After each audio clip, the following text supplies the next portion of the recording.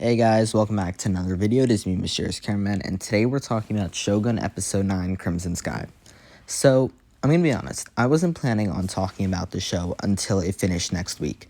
I've been watching it, I didn't start watching it at week 1, I think I started watching it at week 3 or 4, because I didn't have Hulu prior to that, but once I started seeing the reviews, and once I really heard about it, I didn't hear about it until week 3 or 4, that's when I bought the subscription and started doing it. But I was really not going to do my Flash Season 9 week-by-week reviews because those were extremely stressful to edit and stuff. So I was going to put it off and do a few reviews at the end. But this episode, in my opinion, I just finished watching it, and it was just so perfect. Because I go to school, I woke up this morning, I was like, oh my god, it's finally Crimson Sky. And all day, I was like, oh my god, this is going to be some massive finale, because that's really what I expected this to be. I read the episode descriptions, and I really expected episode 10 to be Falling Climax, and this to be Falling Conflict, or whatever, and this to be the real finale. But I was actually very pleasantly surprised that it wasn't. It was way less... It didn't have as much scale as I thought it was going to have, but I'm actually extremely happy that it didn't have the scale. In my opinion, this episode was so brilliantly crafted. I feel like every episode is so good, but I feel like a lot of the episodes are very good. But in my opinion, in this episode, I couldn't breathe. I was so tense. I was like, oh my god, what's gonna happen? And throughout this whole show, I personally, again, I'm going to talk about all this next week in my final review, but I loved episode 4, 3, and 2. I loved all of that stuff. And what I especially, as much as I loved episode 4, I feel like episode 4 is pretty much agreed to be one of the best ones. And I also did I feel like I've loved every episode, but one of my favorite parts of this whole show was at the end of episode 2, actually. And it was that fight scene with the ninja in the house for the Anjin. And the way that the blood was going on the walls and stuff. If you rewatch that final scene episode 2, you'll know what I'm talking about. With all the blood going everywhere and stuff. It's the final scene. And even though I didn't love episode 2 so much, I feel like that was such a brilliantly crafted fight scene. And I feel like we get so much of that in this episode. I will say it didn't begin. I will say it began as strong as the rest of the episodes. I'm not going to say it was weaker or stronger, but I feel like it was on that same strength level, which I'll say is extremely strong.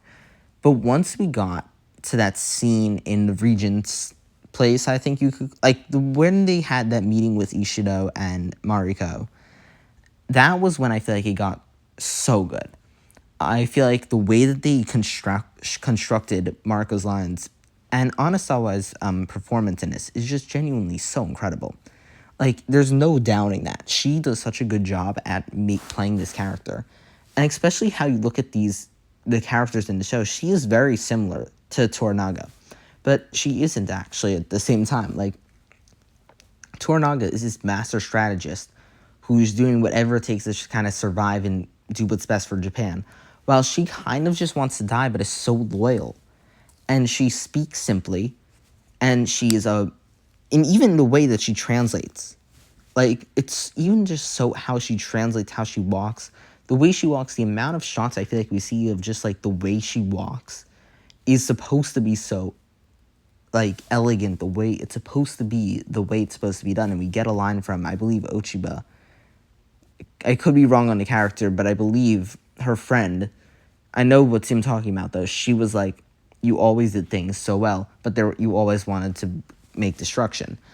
And I think even the way she translates her lines, in what I mean between Anjin and whoever they're talking to, it's not the exact words, it's in a more elegant and more carefully crafted way, I feel. I think her character feels so delicate, but it also feels so elegant. She does such a good job portraying this character that she has such a presence throughout the show. I feel like Toranaga has a presence. I feel like each character has their own unique presence and aura throughout each scene. But I feel like especially Mariko's character, I feel like her entire performance feels even though she isn't the Toranaga's or anything, she feels like she has herself so held together, but also so broken. And it's such an interesting character, especially in contrast with the Anjin. And throughout this episode, especially with her being so willing to die, I feel like that's such an interesting plot in Toranaga's plan. From how I'm currently understanding it, I believe that those ninjas were actually the Crimson Sky, not Ishida. That Toranaga sent them, and Mariko was always going to die going to this city. She was either going to commit seppuku, or she was going to die with that blast door. And they planted that fuse purposely to kill Mariko because they want that to be the big thing, and they know that she wants to die. And of course, the son of Toranaga wasn't planning to die in episode 7, but I feel like that also bought Toranaga time, as he said at the end of episode 8.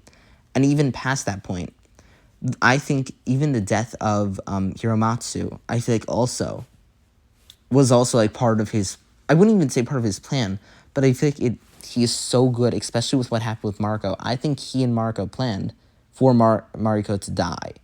I think that was his master plan. He wanted, as Ochiba said in the Council of Regents, that if she lived, this happened. If she died, this happened. There was no good option. And it shows how Toranaga is such a master strategist, and how Mariko is also such an important part of the plan. Mariko wants to be with their family, but also wants to honor their legacy and wants to die. So I think it's like, if Toranaga has such a valuable asset like that, I think it's such an interesting thing throughout this whole show. And especially in this episode, I love her fight scene. I think that was such an incredible part of it. And even once that, I feel like her standing up to the Regents as well is so good. And her huge battle, I feel like this episode does such a good job at putting her at the forefront. During those opening credits, and it was like Cosmo Jarvis and then Anasawa, I was like, how is this episode going to be good without, oh my god, Sonata, I'm blanking on his first name, Toranaga's character. Toranaga's actor, I should say. Toranaga is a character himself. But I feel like this episode did such a good job, and I always loved Mariko. I feel like she was always one of my favorite characters. But this episode even furthered that. Like, I loved everything this episode did so much. And I feel like some of the episodes, personally, I didn't love episode 6 from what I remember. I don't remember loving... I actually don't think I loved that episode very much. I liked 7. I don't remember loving 6. There were very few episodes I actually feel like I was like... There were actually most of the episodes, I should say, I feel like I was very on board with. And I don't feel like there was any episodes I hated. I just feel like there were some episodes stronger than others. And I think the strongest episodes are the ones that have the politics and stuff, because I find that stuff fascinating. And I actually felt like last episode 8, was actually one of my favorites. And I did not really expect... I expected to go and to love this episode because of what I thought it was going to be. But once I saw those opening credits, I was like, this is not going to be that political thing. I actually expected to not like this episode as much. But I feel like what Mariko was doing was actually fascinating. I think the way that she threatened seppuku throughout the whole first chunk of the episode, it's the threat of her dying and living is so present. I feel like it's just so brilliantly crafted. Like, I'm going to explain my final point in a second, but even once she doesn't do it, I feel like the Anjin stepping in and saying, yes, I will second you, shows how much his character changed. Because at the start of the season, he would be like, no, this isn't okay. But because of how much he loves Mariko and how he understands the culture now, he's like, okay, I can't stop this. I might as well make it less painful. And that's my way of showing how much I care for her. And I think that's such an excellent way of showing that without that many words. And the whole idea of seppuku is shown, in my opinion, so well throughout the show.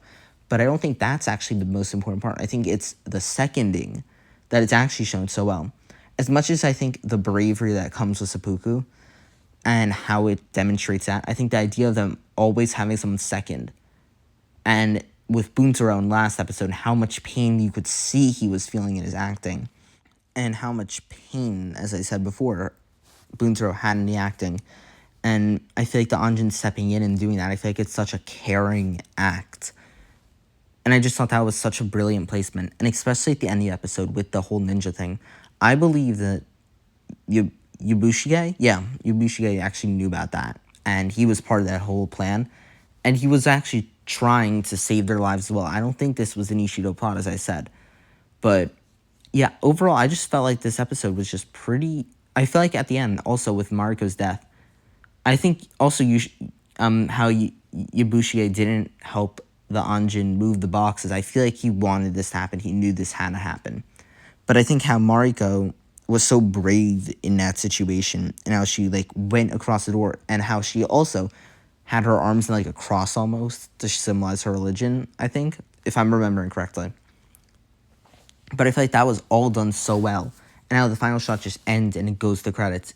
It's so impactful. It's done so well. And I think it's just so important because we know she's dead. Because if you've read the bio for next episode, she's dead. Period. So the amount of carnage that this show's unleashed, I'm so excited to see how the Anjin deals with it and how he finally learns, oh my god, this was Toranaga's real plan.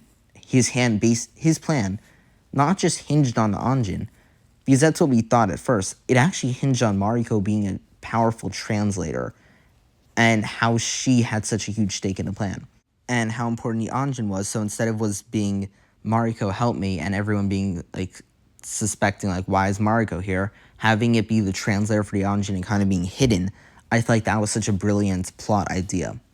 And the final thing I just want to say is this show is so brilliant. I have been telling, it's very rare that I say that you need to watch a TV show. I watch a lot of films, I watch a lot of TV, and there's a lot of things I love. And I tell people, like my friends who watch Marvel, like, you need to watch this Marvel movie, but we all know some of them aren't that good. But even Loki, which I loved so much and I've spoken about, I believe, I actually didn't tell many people to watch. I felt like it was good. I loved it so much. But this show, I've been telling so many of my friends, like, you need to watch this. Because in my opinion, the way the cinematography is done, it is shot so well. And I personally, as I've said in a few other videos, I love feudal Japan. I love that type of culture. So having this full political drama about it, I feel like it fits for what I love personally so much. And I'm so excited to see what they do in episode 10. And really, this show is just so incredible. And the fact, like, I don't feel like I've been so compelled to not just review something, but really to be like, this show I don't feel like something has really affected my life so much that I've been like, besides from like Loki, but I love Loki because that's a whole separate thing because that's like Marvel and stuff. I don't think I love the show so much because I feel like it's just such a good show necessarily that everything about it is so good and interesting that I don't need to love the characters or actors or anything, even though I do now. Prior to this, to fall in love with it, I think shows how good it is. I think any person, as long as they can read pretty quickly, can enjoy the show. So yeah, I think that's all I have to say. I can't wait to talk about episode 10, which I'm probably just going to do another review for at this point. I hope this does well. I have no clue if it's going to do well, but I just needed to talk about this. This show is so good. If you haven't watched it, stop whatever you're doing and watch it now. If you have watched it, you are now a better person. Besides that, thank you guys so much for watching this video. See you guys in the next one. Bye, guys.